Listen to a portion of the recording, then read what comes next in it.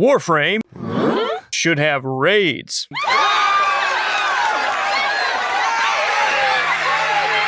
I know, controversial statements only here.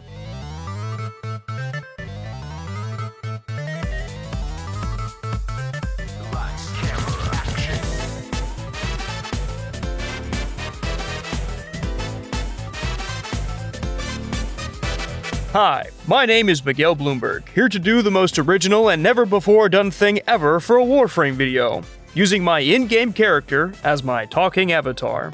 I do this as a pioneer, not just because it's an excuse to show off how much better my fashion is than the rest of you.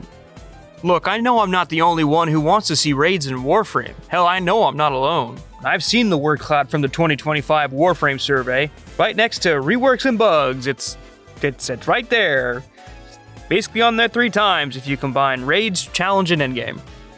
A lot of people have talked about having raids, but not a lot of people really take the time to think about how. There are some elements to the game that can make building raid-like content extremely difficult.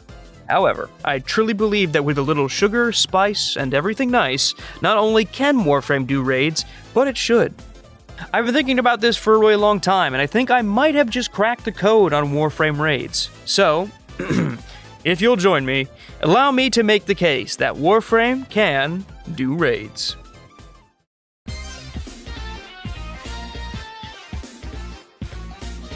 Before we get started on the how, let's talk about the why. Why should Warframe have raids? Reason number 1, because I love it. I'm not the only Warframe glazer out there. Yes, the game has its problems, hell, this video wouldn't exist if it didn't, but I can still say with my whole chest that I love it. So to any fellow Tenno, know this video comes from a place of genuine affection and a hope to see the game become better. Second, I think Warframe just deserves them. Warframe's unofficial title for the longest time was gaming's best kept secret, and while that label has certainly faded over the years, the sense of Warframe being more than a game, almost a movement, has always stuck with me.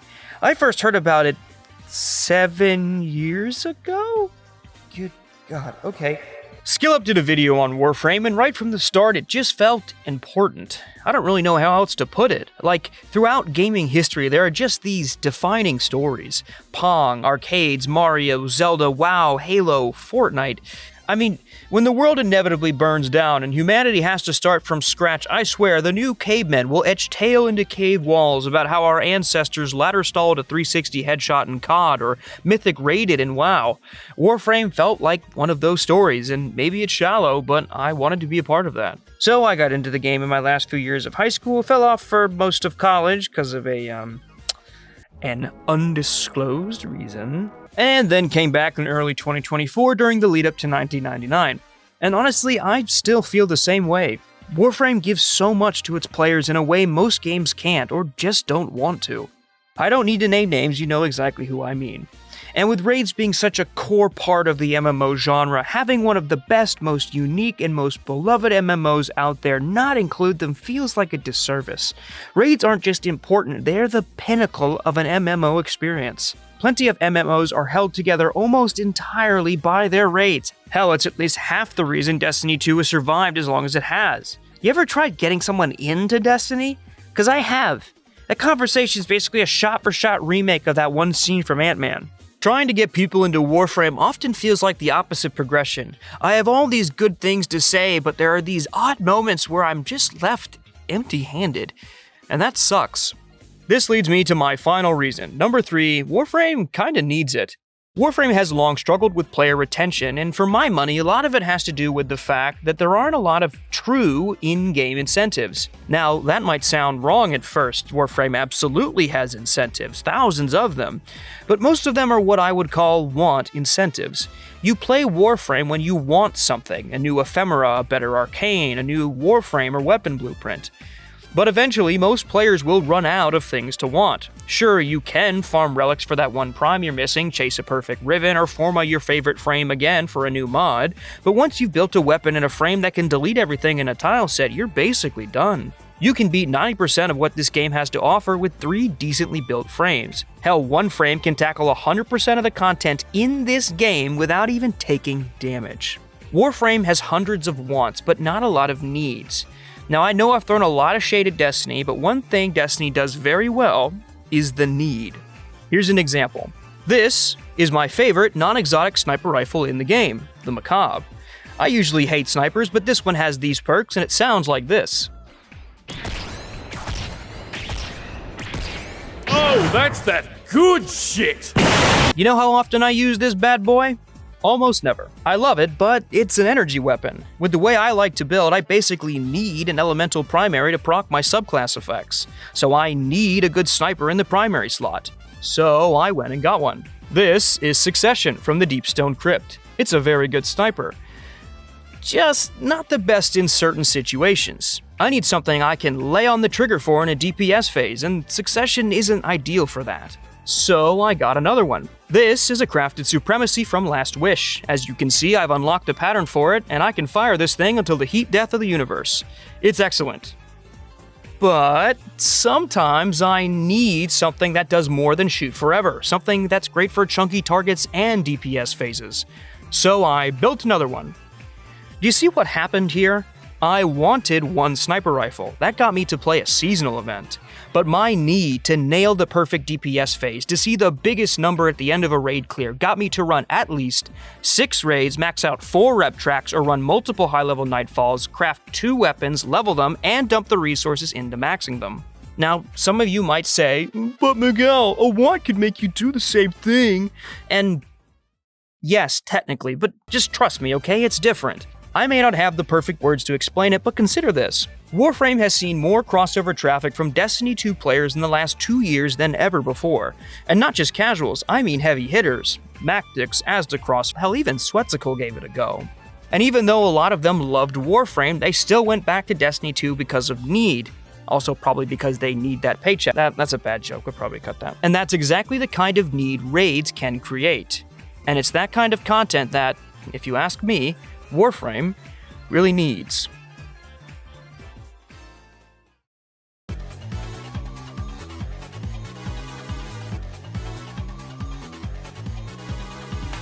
So, how do we get there? How do we build the perfect Warframe raid? Now, I'm obviously no game designer, just a guy with more than 2,000 hours in the game and an Adobe subscription. There are probably things like technical limitations or game design theory Geneva conventions that this video is stomping all over, so take my advice with a grain of salt. With all that being said though, let's start by setting up some very important rules. For a Warframe raid to be successful, it needs to satisfy the following. 1. Be the pinnacle of content in Warframe. 2. Not become a burden on Warframe game development. 3. Require teamwork. 4. Incentivize team diversity. 5. Be an attractive activity for players. And 6. Have some good lore. Starting from the top, I should clarify what I mean by pinnacle, since that can mean very different things depending on who you ask. In this context, pinnacle content is something your entire Warframe experience should be building toward. Like I mentioned in the wants versus needs section, I want raids not only to push players to optimize their loadouts, but to finally make use of Warframe's full build crafting ecosystem in one place. There are so many systems in Warframe that barely see use in everyday missions. Like, when's the last time you actually pulled out a Necromac outside of that one time in New War or in an ETA? A raid should push your setup to its limit, where even one weak link can be the difference between a 2-phase and a 3-phase, and in raid terms, that can be the difference between a clear and a wipe. A mistake Warframe has made in the past is trying to create challenge by brute force. Steel Path is a perfect example. Blanket buffs to health, armor, and damage can turn content from solid to an outright nightmare. Yes, there needs to be added combat pressure to keep players on their toes, but Warframe has a strange relationship with difficulty, something I'll get into later. For now, just understand that Pinnacle Warframe content should push players to optimize their loadouts to their fullest, while also bringing as many of Warframe's systems together as possible. Second is the issue of development burden, and to be fair, this is where things get a little murky. Like I said, I'm not a game dev. I quite literally quit halfway through a comp sci degree. The point of this being a principle and an important rule is to avoid creating a bottleneck in Warframe's content pipeline. From the very beginning, Warframe has been about pushing boundaries, trying new systems, new ideas, sometimes wildly different directions. If every new piece of content has to be run through this does it break the raid checklist, then that wouldn't just slow releases, it would stifle the creativity that defines the game, which I don't want. So TLDR, Adding raids to Warframe shouldn't stifle creativity or become a bottleneck for future content. Not that DE hasn't just abandoned things that didn't work before. Looking at you, Conclave. Number 3. Require teamwork. The sharp-eyed among you may notice this is the only part of any raid principle written in all caps, because I mean it. A big part of why I believe Warframe can absolutely support raids comes from the content already in the game and what DE has added over the last few years. EDA and ETA show DE experimenting with systems that force players to think about their loadouts, even if RNG does most of the forcing while ramping up combat difficulty. Yes, RNG sucks. Plenty of creators have covered this in much better detail than I can. My point is, the only times the game really motivates me to change my build in any meaningful way are weekly Holvania seasons or EDA. EDA gives you mechanics, rules, buffs, and debuffs that you have to consider when crafting a loadout, exactly the kind of decision-making a raid should demand. Even recent bosses, the Fragmented One, the Fervon Tank, lean more into mechanics and game knowledge. Yeah, sometimes they're a slog because of overtuned health bars or modifiers from hell, but at least they have learnable mechanics that reward proper play. Here's the rub. None of any of what I just mentioned requires an ounce of teamwork. At the most, all you need is one person who knows what they're doing. The rest can literally be chimps writing Shakespeare. You hardly even notice teammates are present in most missions unless they're blitzkrieging the Eidolon hunt, stealing all your kills so that your goddamn evade timer runs out again, motherfucker. Or when you hit tab and go, look how much better I am than everyone else. And let's be honest, most of you run Warframe solo anyway. The point is, while Warframe is moving towards more mechanic-heavy bosses, which I think is the right direction, the current mechanics don't require cooperation. You can clear them solo with minimal effort and minimal knowledge, and that is a big no-no for raid design. So solo players, I'm sorry, but you're gonna have to turn on matchmaking, take Discord off Do Not Disturb, and dust off those social skills for a voice call. Oh boy, I can't believe you're here. Oh man, I guess I'm just a little nervous. Kill yourself. Because my raids are going to need grade A teamwork. I'm talking about mechanics that literally force collaboration. Teleporting players into separate realms where only they can see objectives. Debuffs only one player can track that will wipe the team if mismanaged. Symbols only one person can see that need to be called out and entered by somebody else. That kind of thing. A raid should require strong communication and cooperative play. And while I know this will be a serious adjustment for a lot of players, I genuinely believe the Warframe community of all communities could adapt to them. I mean, come on guys, we learned what additive versus multiplicative versus attenuation means. You're telling me the players who min-max spreadsheets for fun can't figure out how to talk to people? I believe in us. So in short, include mechanical challenges that require teamwork to solve and encourage game knowledge. Because any seasoned raider will tell you, it doesn't matter how much damage you do if you detain your entire team on final stand. Next, incentivize team diversity.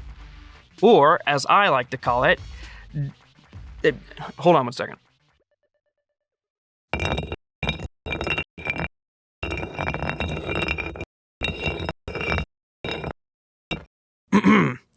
The Revenant Conundrum. Oftentimes, in my case, Warframe often boils down to one or two modes. Do I want to have fun, or do I want to get something done? And if it's the latter, you bet your sweet bippy I'm taking Revenant. I'm sorry, you're telling me I have to dodge those Coda lasers? How about no? So many of Warframe's mechanics are rendered obsolete by Revenant's sheer existence, and he's not the only frame with abilities that trivialize encounters. Like, how do you design a raid wipe against a squad of 3 Revenants, a Wukong, an Inaros, and a Sevagoth? A good Warframe raid should incentivize team comps that aren't just 4 to 6 immortal frames. If you hop into an LFG and get matched with 5 Revenants only to be insta-kicked like it's Year 1 Destiny with no Gjallarhorn, that is a failure. Raids should be designed so that frames like Revenant can be played, but aren't always optimal to play. Like Destiny, you can run a full team of Warlocks to beat a raid. Hell, it used to be all you had to do. But it isn't always optimal because different encounters naturally favored different classes. Some fights needed stationary DPS, great for Weld locks. Others required constant movement, making Weld less effective. Some demanded burst damage with both weapons and supers, and Warlocks didn't have the best DPS supers. Sometimes Hunters were more valuable, sometimes Titans. Not because Bungie forced it, but because the design nudged players into those roles. The same applies for weapons. Some encounters favor long-range precision, while others close-range burst, and so on. In order to do this right, we need to build raids that can't be solved by immortality alone, while also incentivizing diversity through boss design, encounter mechanics, and optimality. Speaking of incentive, number 5, be an attractive activity for players. It's about the loot, baby. Love the loot. I like the loot. Got a lot of loot, baby. Love the loot. Obviously, raids need to have good drops to draw in players. One of the main reasons certain content is more popular than others is loot. And if you want your economy to function properly, or even just want people to play your content, rewards need to be consistently worthwhile. Destiny 2 struggled with this exact concept and in many ways still does, especially after the launch of Edge of Fate. I won't get too deep into the nitty-gritty, but the TLDR is, when Edge of Fate came out, Bungie balanced the game so that their premier activities at the time, the ones most players agree are the best, the raids and the dungeons, actually gave lower tier loot and less of it than a solo op. And since gamers are prone to optimize the fun out of a game, people were spamming a lost sector hundreds of times to hit power cap the fastest. And you don't need to be geniuses in game design to know that that's not healthy. This example shows what we don't want when designing rewards for Warframe raids. As I said in Rule 1, raids should be pinnacle content, and pinnacle content should provide pinnacle rewards. Otherwise, what's the point? What's wrong with you? Furthermore, this reward system must be resistant to content creep, with Eidolon hunts being a prime example of what happens if it isn't. When Arcanes were first introduced, they were top tier loot, and Eidolon hunts were the only source. They were challenging, required median mechanical knowledge, and demanded investment in both your Warframe and operator setup, which was also new in Plains of Eidolon. Combined with desirable loot, players ran them a lot. Over time, however, that changed. While Arcanes remain desirable, there are plenty that don't drop from Eidolons, and even if they do, rolling for them at Lloyd is often faster, easier, and possibly even statistically better. Sure, you can run Eidolons, but like in the Destiny example, more efficient and rewarding options exist elsewhere. If you want raids to stay attractive beyond a single expansion cycle, the reward structure must be carefully designed. So we need to build a pinnacle reward system that attracts players to the activity, and ensure that that system and its rewards cannot be easily power crept out of being so. And finally, Rule 6, lore.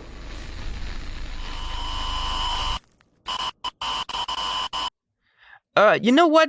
Don't worry about that. We'll come back to that if we have time. Okay, so we've got our reasons, we've got our objectives, and we've got our rules. So let's ask the question, can Warframe do raids? No. Who the fuck? No, they can't. Well, yes, they can. This video wouldn't exist if they could. Hold on a second.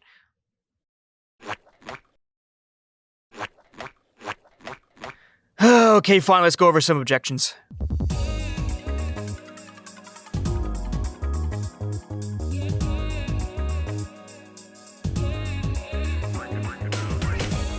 This section should be the shortest in theory, but it's often the biggest hurdle when raids come up.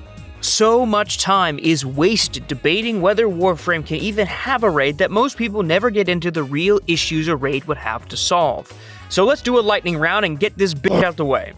When someone says Warframe can't do raids, they usually mean one of 3 things. 1, Warframe can't do raid mechanics. 2, players won't like raids. Or 3, Warframe isn't built to support them. From the top, number 1, possibly the worst argument on this list. Warframe can't do raids. Raids require really specific mechanical challenges. Warframe's never done anything like that before. It would break the game. The engine couldn't support it. Stop comparing it to Destiny. Okay, name one. What? Name one mechanic that Destiny has that Warframe either doesn't have or couldn't do. Well, in my favorite raid, the Vow of the Disciple, there's an entire in-depth system of symbols that everyone on the team has to know and understand in order to beat it. They're even lore relevant. Warframe doesn't have that. Oh, okay, cool. By the way, have you ever fought a Kuva Lich before? Or a Coda Lich? They're even lore relevant. Well, that's a straw man. That's just art. There's no way Warframe could do a raid like the Deep Stone Crypt. I mean, you have to carry all those cores and deposit them in the right location. Disruption. Well, what about the Vault of Glass? Having to shoot oracles in the right order, or what about a recent example? How about a puzzle encounter? I doubt Warframe could ever cook up a puzzle even remotely close to Encounter 4 in Salvation's Edge. You might be right on that last bit, buddy. Hesse Encounter 4 is a doozy, but I'll let you in on a secret or two. What's that? Lua Spy. Honestly, I could go on forever, but I think my point is made. And yes, there are certainly mechanics that Destiny 2 or WoW or Lost Ark have that Warframe doesn't. But who's to say the devs couldn't, I don't know, develop it? This argument is dumb, so let's move on. Objection 2, no likey. Now we're getting closer to a fair argument, or at least a simple one. And I don't bring this out in the, oh, what if they don't like my content kind of way. I mean it in the sense that a raid, as I mentioned in Raid Rule 3, is inherently a type of content with a learning curve. Most of Warframe doesn't require a ton of thought to play. Sure, build crafting and testing can feel like a PhD level exercise, but in-game things are fast, frenetic, and fun. Run around, shoot the bad guy, feel cool, follow the waypoint. I don't use mindless as a negative, but sometimes people just want to play checkers, not chess, and I totally get that. And I also get that a checkers player may bounce hard off the idea of trying to mix a little chess into their checkers game. I'd also be remiss not to mention my personal fear that even if a raid wasn't immediately rejected for asking players to turn their brains on, it could easily become one of the few corners of Warframe more prone to toxicity. Warframe is already famous for its relative non-toxicity, and I'd hate to see that change. Part of that may come from the fact that most content doesn't require relying heavily on others, so mistakes usually just slow you down instead of punishing you. A raid environment, as I envision it, would not be so forgiving. In answer to both, I say, fair, but I like our chances. As I said in the intro, endgame and raids have been Warframe's white whale for years. If DE were to genuinely tackle not just endgame, but the type of content players have been asking for by name, then I would hope players would be willing to have an open mind and the right attitude. The same goes for the potential toxicity issues. If any community can avoid turning toxic over content, it's ours. Warframe already has players willing to dedicate time and money to total strangers for no reward other than the vague hope that they might enjoy the game even a fraction as much as we do. Imagine how much nicer we'd be if good loot was actually on the line. Objection number 3, technical support. The least mentioned of the 3 concerns, but in my mind the most valid. It may just be my experience, but Warframe has always been buggier than Destiny 2, and that's saying something considering how bad D2's bugs have been recently. Either way, bugs are brutal in a raid environment. Getting stuck in an infinite elevator in Fortuna is certainly annoying, but a bug during a raid mechanic you've been struggling with for an hour, that's another level. Plus, it would make learning a raid very difficult since bugs are hard to distinguish from actual mechanics. It's hard to learn a game when there isn't enough trust in what the game is trying to tell you. Connection is another technical hurdle. Warframe's peer-to-peer setup has always been rough, and host migration is a major pain point for new and veteran players alike. Peer-to-peer connection obviously does its best, but a raid would push things to their limits. If someone DCs in the middle of a raid anywhere else, the worst that happens is their character dies, or they just leave the instance. If it were to happen in Warframe, there's a 1 in 4 or a 1 in 6 chance it resets the entire encounter. As I've said, I'm not a game dev. I could demand 0 bugs and dedicated servers, but that's easy to say from an armchair. Maybe they could make improvements. But Warframe is massive. Bugs are going to happen. Asking DE to overhaul their entire connection infrastructure just for raids almost guarantees they'll never make one. In fact, I wouldn't be surprised if behind closed doors this was one of the main reasons they removed raids and never took another stab at them. Ultimately, I don't have a good answer. It might just be the price to pay. But if the average buggy Warframe experience is what it takes for potentially one of the most fun and rewarding raiding experiences in gaming, I'd call that a steal. Whew. Okay, we good? Great. Now let's build ourselves a raid. Okay, let's take a look at our to-do list. Okay, reasonable. Just need to make a few changes, but nothing major. I'm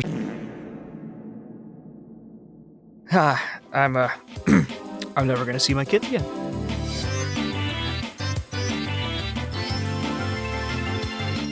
Okay, first big problem that needs to be addressed for Warframe raids to be successful, I got 2 words. Boss design. At the end of the day, I have little doubt the DE can put their heads together to create some amazing visuals and mechanics. I mean, imagine this, just this, as art direction for a raid. tell me this does not slap. Tell me it does not go so hard. Like, look at this. Destiny thought they were all slick and shit with that hand action, but nah. Show me what that mouth do. And like I mentioned before in Objections, DE has already shown itself capable of making mechanical challenges, and I trust them to make new ones if they had to, just so long as they stick tightly to Rule 3. So, all that's really left is boss design. First thing to bring up here is readability. Or, in other words, please for the love of God, do not make the bosses move that much. Again, this is another one of those areas that Warframe has definitely improved on since they first started, but holy moly, back in the day, Warframe bosses were hitting the yoinkies sometimes. Even trying to hit regular enemies is often a chore with how freely base enemies can just spin on a dime. I get the idea of giving bosses the ability to move even a fraction as much as we do so that they're not just sitting ducks, but that needs to be measured. Destiny 2 actually nails this. In general, the tighter your camera is in any game, the less an enemy should be able to move. In Destiny, bosses move, but either their movement is limited, patterned, or only in bursts. Atheon moves, but only within a single spot. Taniks moves around the arena slowly, with movements that are immediately exploitable with proper play. Val the Disciple has the most maneuverable boss in the game, but even Rolk's moves are highly telegraphed in bursts. Otherwise, he just kind of waltzes over and kicks you in the groin. In Salvation's Edge, the Witness technically stays in one place, but Bungie still gets a ton of mileage out of him adjusting the seat on his lazy boy. Warframe's less tight in perspective does allow for more movement, but if you want to build a boss encounter with a crit spot and so on, then those enemies have to be reasonable in how they move. So hopefully they keep that in mind, and based on the recent content, they have. Next, we need to discuss boss health. Like I mentioned way back in Raid Rule 1, Warframe has always had an odd relationship with challenge. For my money, this is mostly to do with the fact that the potential power floor and ceiling of a single Warframe is impossibly vast. I mean, imagine trying to build content for all players when the entire player base simultaneously exists in quantum superposition as both the hydrogen bomb and the coughing baby. Damage attenuation and Steel Path are direct results of the power delta problem. Steel Path tried to neatly cut the game in half with an easy and hard mode, while attenuation tried to scale difficulty reactively to that upper 50%. The results were some of the biggest damage sponges in the game. Now, I'm not criticizing DE's efforts here. In fact, I believe Steel Path and attenuations are a relatively successful solution to what is a ridiculously hard problem. But I bring it up to make a point. Most of Warframe content is built to be accessible to 99% of the community. Even though ETA and EDA have the highest baseline power levels for any mode in the game, they still have to account for a sizable power delta. To keep with the visual metaphor, let's say it has to accommodate about this much of the power delta. Not everybody will have a solid build or even own every item they rolled in a category. They might have one or two good builds, but if they roll poorly, then they get to cosplay the coughing baby that week while an LR4 player doesn't need to worry about it. Which is why DE again split the game mode into an easy and hard mode with attenuation often used to scale reactively to the upper 50. Most Warframe content is built to accommodate a large section of the player base and in turn a large section of the power delta. But raids don't have to be. Raids aren't meant to accommodate the power delta, they set it. Like Rule 1 states, raids need to be pinnacle content. Raids should be built in a way that pushes players to optimize loadouts to their fullest. If you're going to allow players to use whatever they want, then give them enough space and challenge to find out what works, rather than trying to bank on attenuation to balance it to where almost anything can. This mindset is important to understand because it makes what I'm about to say next make a bit more sense. Okay, ready? An ideal Warframe raid boss should have no attenuation and 23 billion health. Now, okay, hold on. I know that 23 billion health is a big number. I'm also aware that 23 billion is no magic number. I just picked it to make a point of how a raid boss's health should be a part of the challenge that teamwork can solve. To put that number into perspective, imagine your best loadout is capable of outputting an average of 5 million damage a second. If you step up to a boss with 23 billion HP, how long do you think it would take you to kill it? Let's see here. Carry the one. It would take you over an hour. Now imagine that same number, but with a party of 6, all pumping at 5 million a second. According to the math, it would take you less than 15 minutes, nearly 84% faster as a team. Now that's still a long time, but do you see my point? A boss with 23 billion health isn't just going to be easier to defeat with a team, it's going to require one. and a good team at that, a team with a tight loadouts and good coordination to manage optimal DPS and mechanical challenges.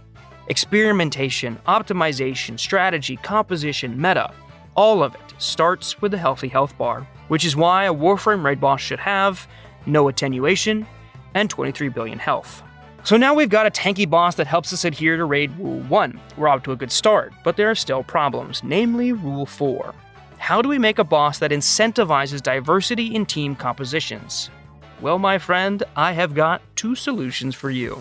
Ladies and gentlemen, welcome to the wonderful world of abilities and stance breaks.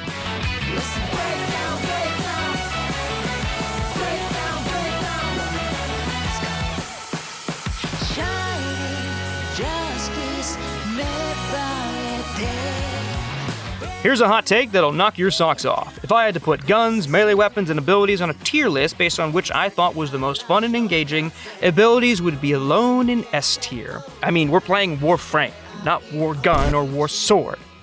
The Warframe should be the centerpiece of a loadout, and abilities are a Warframe's entire identity.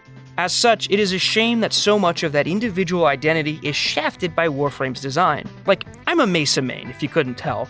I understand why DE makes it so I can't use Peacemakers on Eidolons, or Archons, or the Fragmented One, or the Irvon tank, but god damn it, I like to. And it's not like Mesa even gets the worst of it. Sure, I can't shoot bosses, but I can kill everything else in the room. You ever talk to CC frames? Their whole class has been on suicide watch since the invention of Overguard, and that's before they even step up to a boss fight that couldn't care less about their Bastilles, freezes, or stuns. Not to mention some frames can get around this limitation simply due to the way their abilities work. If we want to encourage diversity, we can't start by building a boss who is invulnerable to the very thing that sets Warframes apart from each other. The ideal Warframe boss must be targetable by any and all abilities. Doing this unlocks a wealth of creativity for build crafting and compositions that wouldn't be possible otherwise. Picture, for a moment, the hypothetical brilliance of Support Limbo. You're fighting a boss in an arena where enemies are constantly swarming you, and maybe they suppress your abilities or something. With abilities unlocked against a boss, a Limbo could be an extremely valuable support frame. He casts Banish on the boss, then drops Cataclysm, creating the perfect safe zone for the team to focus on DPS uninterrupted. Isn't that sick? Isn't that sick? Unlocking abilities can take Limbo from his current state and turn him into the well-lock of Warframe. That is but a taste of the build crafting beauty that making bosses targetable by abilities will allow. And yes, this will make some frames great at certain jobs while making already amazing frames better at theirs. But if the trade-off of making the 90th percentile frame 10 to 15% better is making the 20th or 40th percentile frame 30 to 40% better, then that is a damn good deal. If unlocking abilities was the left-hand jab at the Revenant conundrum, then stance breaks are the right cross. For anyone who doesn't know, a stance break is a gameplay mechanic where an enemy can be temporarily staggered by not only normal damage, but stance or poise damage. Once enough stance damage accumulates, the enemy's posture breaks, which can stun, stagger, or even knock an enemy down, opening a window for a critical hit or heavy follow-up attack. What makes stance breaks essential to solving the diversity problem is because they shift power away from pure DPS and towards control and technique. This allows for more varied builds to stay viable and rewarding players who invest in utility or defense. Even low damage builds can still be incredibly valuable through their utility in setting up high reward opportunities for their allies. The ideal Warframe raid boss needs stance breaks. Suddenly, frames built around CC or utility aren't just valuable, they're required. Imagine you're raiding, and suddenly a 100 hit point shield appears over the boss's health as he begins to channel a devastating attack, like Overguard with blue or something. Stance guard, or underguard? Bloverguard. We're gonna call it Bloverguard. You try to ignore it, but while it's up, the boss's health is highly attenuated or just straight up invulnerable, and this will remain until the shield is broken, or it wipes the party. Your DPS can't save you here, but you know who can? That's right, it's Frost. In my raids, any ability that deals a CCing effect will have a stance damage value, balanced so that lighter CC or AoE effects like slows or snares deal slightly less, while hard CC deals more. But only this damage value can deal damage to a Bloverguard shield. Now say in the same scenario you're playing Site 09. You wouldn't be able to break that shield in time, but your teammate can. So you stand back and watch as your trusty snowman swoops in and starts chipping away at it. But abilities aren't the only thing that can deal damage to Bloverguard. In my raids, elemental effects like cold or radiation also have a stance damage value, although highly reduced in comparison to the stance damage of CC abilities, maybe only dealing damage to Bloverguard every 10 stacks or so. But no matter how much less it is, in a raid, every little bit counts. So maybe you can't help much, but you can help. You swapped your secondary, which was specifically built with innate cold damage, while tossing out a cold elemental pack to your team. And together with your combined stance damage, you managed to break the Bloverguard shield and save the raid. Stance breaks not only tick the box for rules 3 and 4, but even rule number 1. It guarantees lower damage frames an incredibly valuable place on any raid team, while also asking players to make pinnacle-level build crafting decisions based on the team they have. Do they focus solely on DPS to ensure that they can beat a damage check? Do they run a utility frame that makes the raid mechanics easier, trying to split the difference between DPS while also doing stance damage on their weapons? Or do they just invest completely into stance damage with a CC frame to ensure they can beat that stance check? If we can build a Warframe raid that incentivizes diversity and asks players to make critical decisions like these, then we are well on our way to taming this white whale. Hey, Editor Berg here, just doing some quick clarifications on what I mean by the functionality of the stance damage system.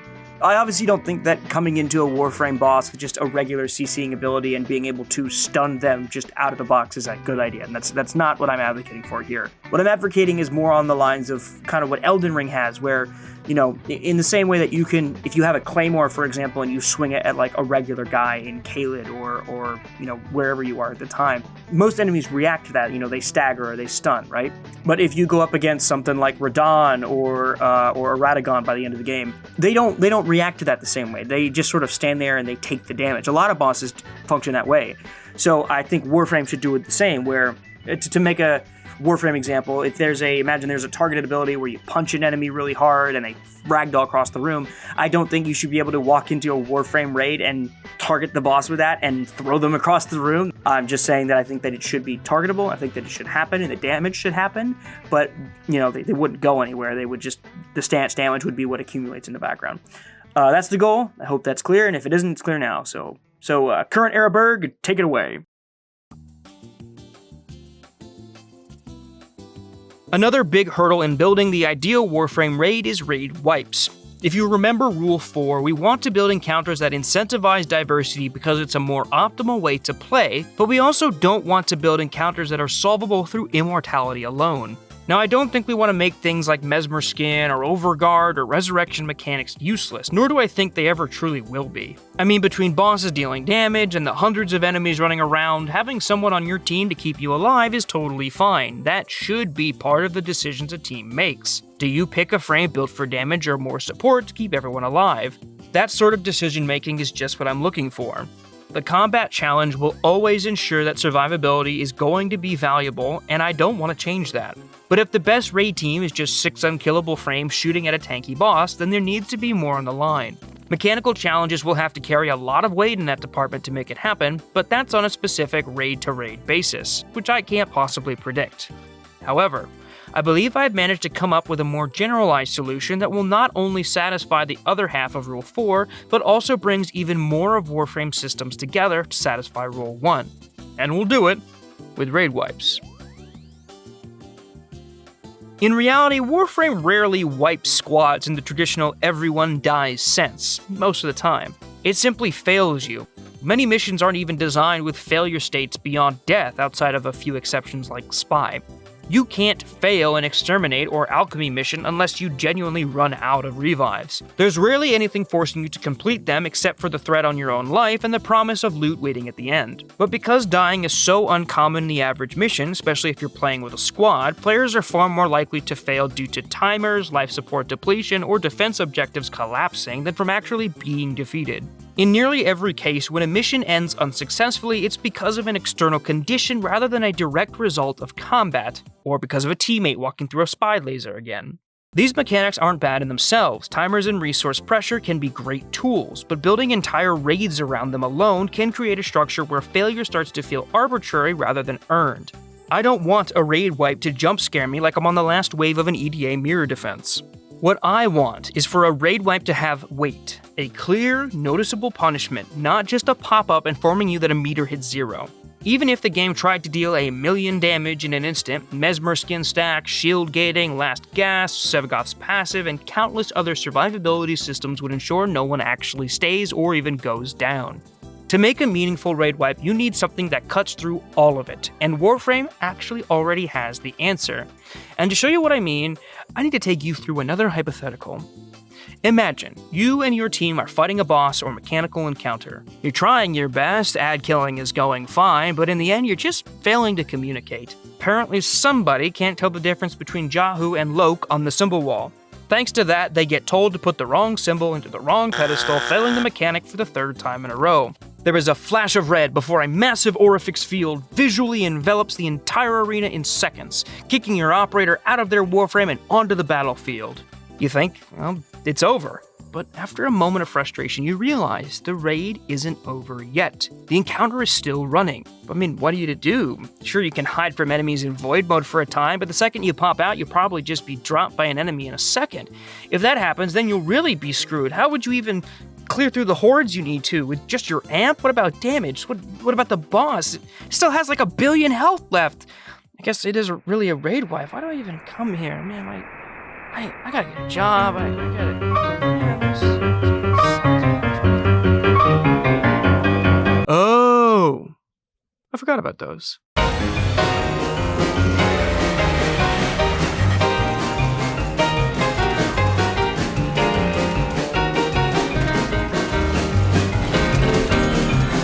Now this is a wipe mechanic. One that is more than just a failure notification, but a serious repercussion.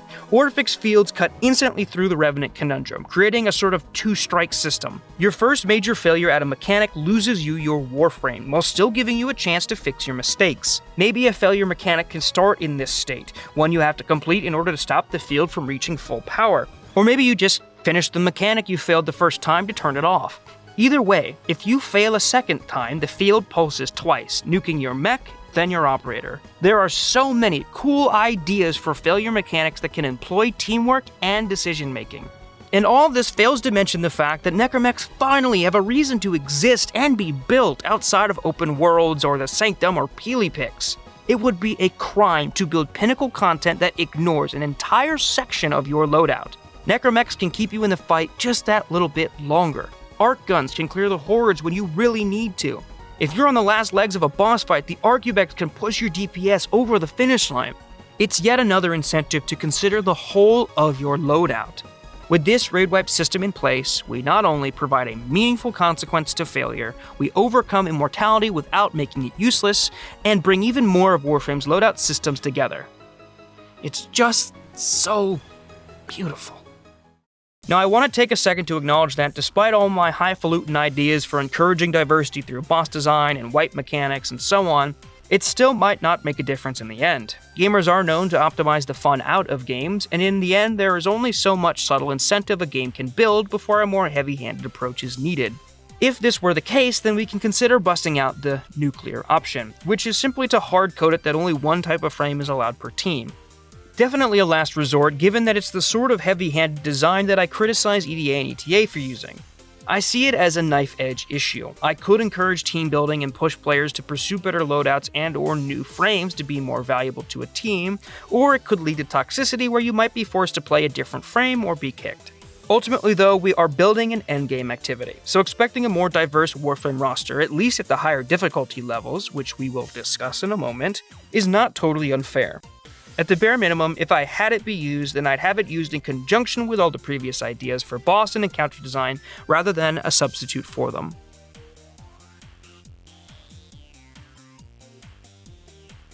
Alright, so we've tackled most of the problems plaguing a hypothetical Warframe raid while doing our best to remain true to rules 1 through 4. I'm very aware that what I'm suggesting probably comes off as elitist considering the level of challenge I'm arguing is necessary for a raid to work. However, I think it's important to clarify that all of the previous points I mentioned were built on the basis of the highest possible raid difficulty. In the previous section of boss and raid design, I've gone out of my way to make the point that balancing a raid towards the top end is a good idea, since raids are generally content that only appeal to the high end of the player base. For example, Destiny 2 is a game where the raiding experience is widely regarded as either the highlight or the best part of this game, but according to the data, somewhere between only 10 and 20% of players have ever even completed one. I'm bringing this up to make another point that yes, raids being built with the top 20% of the player base in mind is a reasonable decision given that they are the ones who will likely play them. But I also believe that gatekeeping that content from the other 80% is unfair, which is why I believe a tiered difficulty system is needed. That way, top-end raids are less a difficulty jump and more a difficulty on-ramp. This will also help in the long run with helping players adjust to the idea of raids in general by allowing them to try on easier difficulties to learn mechanics before trying harder versions. These harder versions would have damage, HP values, levels, and rewards scaled accordingly, so that the lowest level raid doesn't have people trying to chew through our hypothetical 23 billion HP with weapons that don't even have arcane slots unlocked. I have 4 difficulty tiers in mind: Normal, Steel, Netra, and Elite. Normal and Steel are pretty straightforward, mirroring the same level of difficulty that the Normal and Steel Path star chart work with.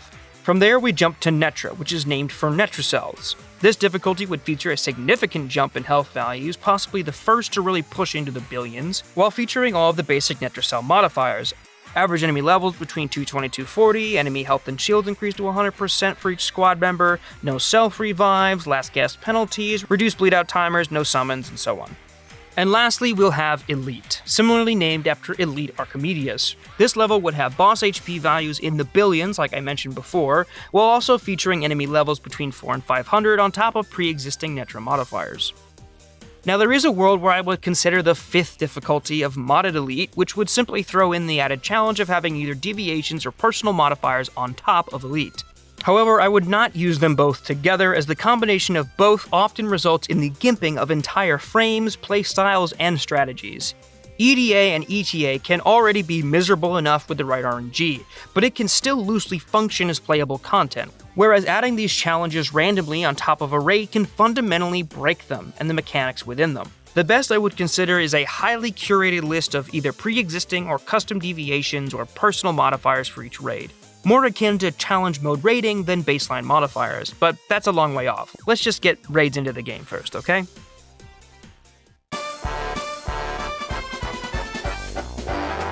Finally, the last thing to talk about: rewards.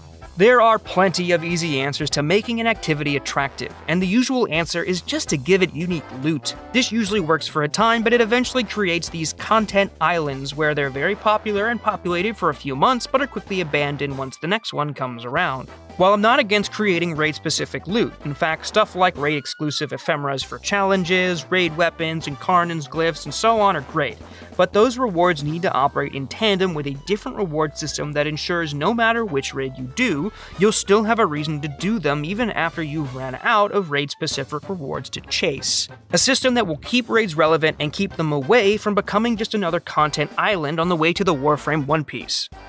For raid-specific loot, drop tables and challenge can do the job, but a new system needs to scale with difficulty while ensuring relevancy in the long run. Once again, I think a solid start to the solution is already in the game. For every difficulty above normal, have scaling rewards akin to the same way that research points work, with Steel Path having the base Netra Cell rewards table, while Netra difficulty has base Archimedes rewards, and an Elite raid having the equivalent of an EDA or ETA run with full research points. Archon Shards are the best universal reward for any player. Like, what does your weekly reset routine look like? For most of us, it's buying the free Archon Shard from Bird, doing our one Netra Cell, unlocking both Archimedes, and our Archon Hunt. That's a sign that these little bastards are constantly in high demand, and at a base level, having them as a raid reward is a perfect start towards making a raid evergreen content. So, give raids Archon Shard drop tables. Make it a once-a-week roll while leaving raid-specific rewards uncapped. Let players run the raid as many times as they want for raid-specific rewards. Let them loop it for that ephemera they want, just like you can for Liches and Sisters or the Coda. So that's it, right? Give the people ephemeras, weapons, Archon Shards, and they will come. But what if there was even more we could do to make raids evergreen? An additional reward to push people towards the highest tier of raiding while helping them in an even broader sense within Warframe's already pre-established loot systems. You see, Warframe has an entire economy around farming these little nuggets called relics for some of the best and rarest parts in the game, and Warframe cycles groups of these things in and out of the game for months or even years at a time. So sure, a more recent Prime Access is pretty easy to get relics for, but if you want, say, a Rhino or Garuda Prime, or any weapon or frame you weren't around for the Prime Access of, you're essentially out of luck, at the mercy of the RNG gods with what few relics you do have, or paying plat for those who farmed extra copies. You can wait for the Prime Resurgence to come around, but that could take months. But not to worry, I come with a solution to your relicless woes. For this purpose, I submit to you the Guaranteed Prime Reward System, or GPS for short. You see, relics operate on a drop table system, where at base, an intact relic is rated 75% towards common rewards. You can shift this weighting closer towards rare rewards by refining them with void traces, with a max refinement relic shifting the odds of a rare reward drop from 2% at base to 10% at Radiant. In total, the most you can increase your chances at the best possible reward on a relic is 8 extra percent. The GPS system can more than triple those odds. This system would sit on top of all raid difficulties above normal, with each level of refinement and their void trace cost equal to each difficulty tier, with Steel costing 25, Netra costing 50, and Elite costing 100 void traces to activate. Here's the beauty of it. Once a week, across any and all raids, the GPS allows you to remove items from a relic's drop table. Steel lets you drop 2, Netra lets you drop 3, and at Elite, you're able to drop 4 entire items from the drop table. Now, this doesn't automatically remove the odds from the drop table itself. Simply, those odds would re-normalize back up to 100% of the new drop table. But even so, this improves your odds dramatically. Like, say for example, you're looking for a Rhino Prime blueprint. If you queue up for an Elite raid, pay the 100 void traces, and eliminate all 3 common rewards and 1 uncommon, the chances of you getting that blueprint go from 10% at max refinement to a re-normalized 33%. That's more than a 200% increase at max refinement, and more than 1500% from base. These odds give you the best possible chance at that one reward when you're working with a limited relic count. And you still get to choose the rewards from everybody else at the end of the activity. Now that is an evergreen reward system. Primes will never go out of style. In fact, the more primes we get, the more valuable this system becomes, as more prime relics have to shift to the vault to make space for them. Combined, a tiered reward system utilizing both raid-exclusive and universal rewards, along with the GPS, would provide raids the highest yield, most evergreen loot incentive any activity has ever seen in Warframe. And even if you think this is way too much loot to give out, first of all, boo. Boo you. Hey, boo her! Second, yeah, maybe it is. But like I said in the possible objections, raids are something that a lot of Warframe players are going to have to adjust to. And for better or worse, any video game who has ever tried to use the stick over the carrot to get people to play its content has found itself without a player base very fast. A raid environment needs as many players as it can get, and even in the games that have them, the community is but a tiny fraction of the whole. So maybe the rewards are too much. But if you ask me, I don't think there's anything wrong with a pretty big carrot. Whew, that's the whole raid fix list. That was a lot, Look how far we've come. We were able to build a baseline for Warframe raid bosses by ensuring readability with their movements, giving them enough health to push synergy and cooperation between players, and allowing abilities to affect bosses in order to allow for creativity in combination with stance breaks to keep a wider range of frames relevant. We were also able to build a new raid wipe system to keep up tension and solve the immortality problem, and even if that doesn't work, we always have the nuclear option of roll limits, all while making the activity widely approachable to players where they are, with some of the best rewards and reward systems to keep them relevant and get people into them. And we did all of this by adhering to our laid out raid rules 1 through 6. Oh. Right. 6. Well, I did say I'd get back to it in the beginning. Do we even have time?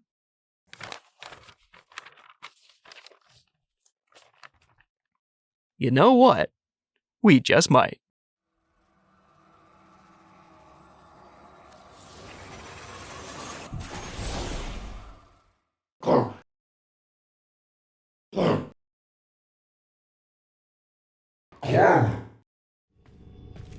Tenno, my data arrays have intercepted a transmission en route to Earth.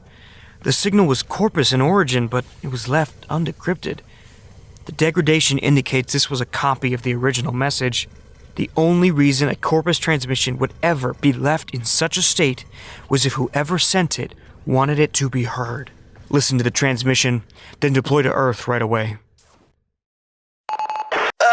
Vey heck. I find it customary to express joy at auspicious occasions such as this, if only your very visage didn't call forth thoughts of such a vile and disgusting nature. So let us dispense with any insincere platitudes. You may find my words insulting. They may renew your fleeting aspirations against me, ones which would see the ground of every planet in this system awash with blood and lurid fire. But you'll find my constitution for war far exceeds yours, inbred dog.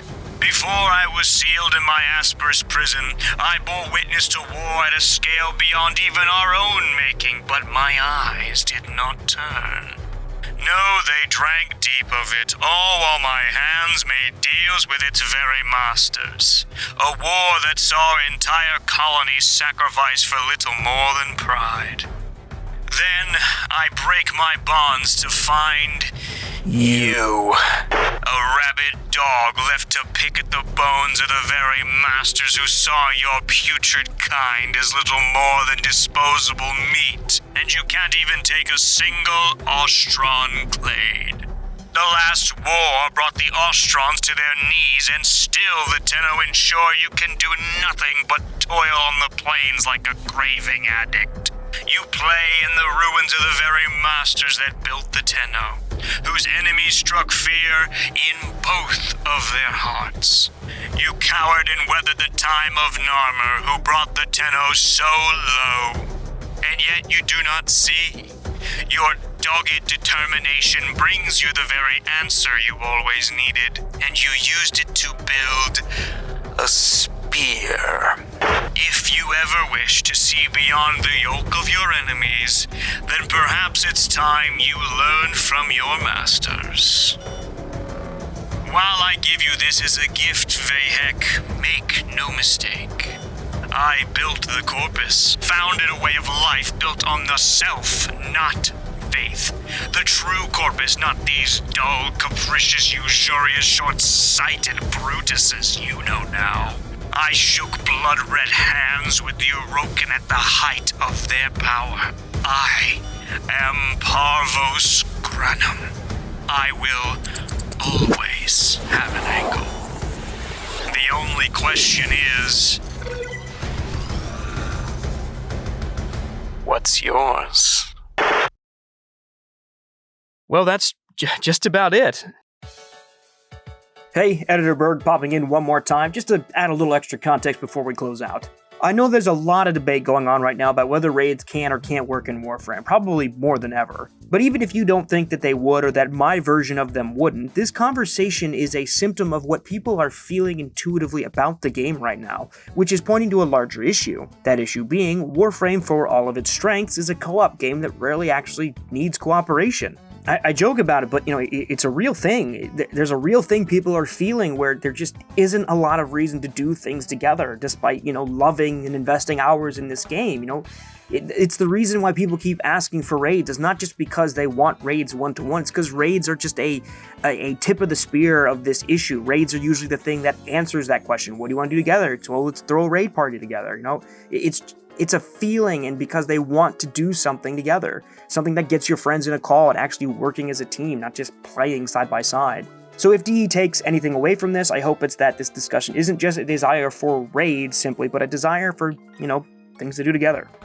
Before I sign off, I'd like to take a second to thank and pay tribute to a few other creators. I've wanted to do something like this for a really long time, and it took a lot of inspiration, techniques, and ideas from other much more talented people than I to make it happen. Anyone who's ever written an essay knows the only difference between stealing and inspiration is citing your sources, so all the videos and creators I've borrowed footage from are all in the description below. I'd also like to take a moment to personally thank CoolKid369 for this awesome pedestal shot and the inspiration to make Warframe content at all. And also to Xenosfire, who, oddly enough, I stumbled upon by complete accident, and you got me back into this game, man. So, thumbs up. I'm glad I was able to remember why it's really, really cool. And thanks to you guys for watching. You know, I don't know what the hell do YouTubers say. Set a goal.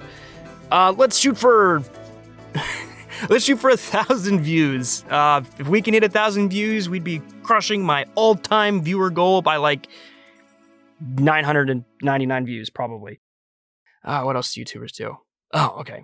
And remember, like they say in the drive-thru, thanks for stopping by. This has been Miguel Bloomberg for 101.me. And if there is a next time, I hope to see you there. Take care.